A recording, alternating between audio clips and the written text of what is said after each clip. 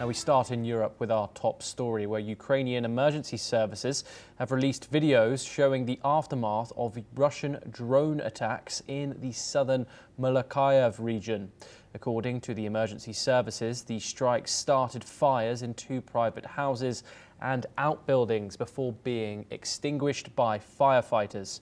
This comes as Ukrainian media reported that Russia launched 164 drones and a ballistic missile overnight as top officials gathered in Kiev for the annual Yalta European Strategy Conference.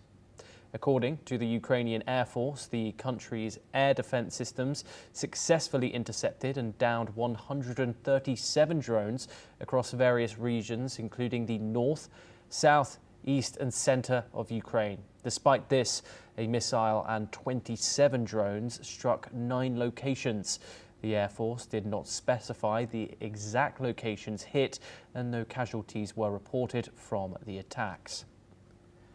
We are now joined by Major General Gigi Davidi. He is a global strategic defense expert and he joins us live from New Delhi. Major General Davidi, thank you very much for joining us here on the program. Pleasure as always. General, Russia launched 164 drones overnight. What does this scale of attack tell us about Moscow's drone warfare strategy?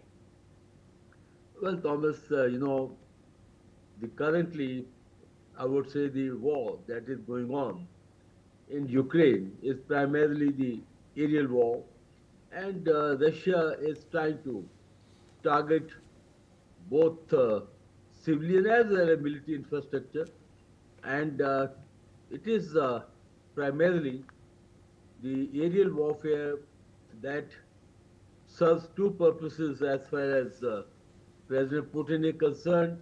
One is to keep the psychological pressure on Ukraine, and second is to cause damage both to the military and the civil infrastructure, especially the infrastructure of logistics, infrastructure which pertains to the energy.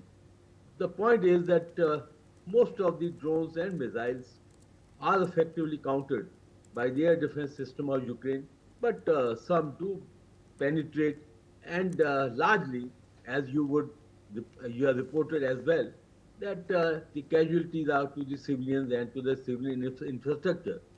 But the point is that I don't think these strikes are actually making a major difference as far as the end result or the end dividends that you get from such strikes. They are continuing. Basically, I think Putin wants to keep the war going. He is in no mood to sit on the negotiation table or negotiate, because there is a delusion that Russia is winning the war, which exactly is not. So I think that these sort of strikes cause more civilian damage than any military gains, but the war is continuing, and we are witnessing primarily the drones and missile strikes from the Russian side. Thomas. Now, Major General, do stay with us. We have further updates from the Ukraine-Russia conflict. In Kyiv, Ukrainian President Volodymyr Zelensky told